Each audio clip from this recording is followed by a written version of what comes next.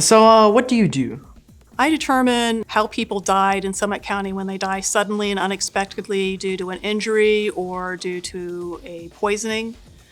And if there are situations where it's uncertain what happened, then we get involved. And I can do that by doing an external exam where I just look at the outside of the body and look at records, or I can look inside of the body as well along with those records to determine what happened to that person.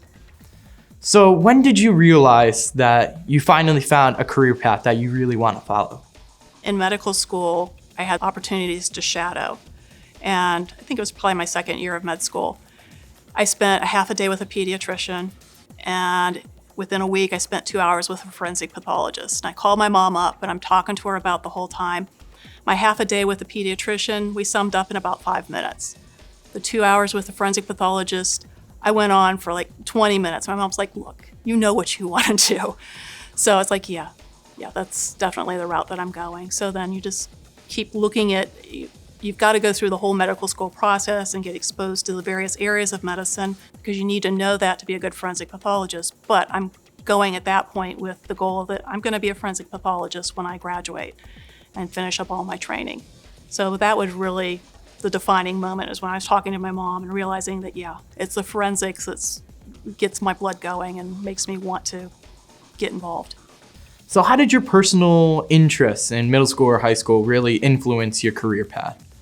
I was interested in kind of law enforcement and science. I always liked to do the science. I was doing really well in math and for the most part liked math. So it kind of gelled that was my interest in how, when I was at the end of high school and figured out what do I want to do with my life, and I started talking to people. I spoke with a geneticist. I talked with the forensic toxicologist at the coroner's office back then. And then I went back and I talked with the county coroner at that time, because we were a coroner's office, and was very fascinated with the coroner.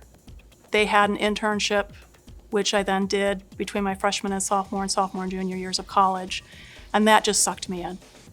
I can remember with my first autopsy being down there and thinking, oh, I'm not sure about this. What am I getting into? But once the body was open, it was like, wow, oh, look, this is really neat. And just always excited about that. And even there's some things about the job that are not always all that pleasant. And so you get away from it and think, gosh, do I really want to deal with those aspects? But every time I get back into it, it's like, yes, this is what I want to do. I like working with my hands. I like the science. I like the anatomy and figuring out what's going on with that person, what happened to that person. I like the physicality of doing the autopsy.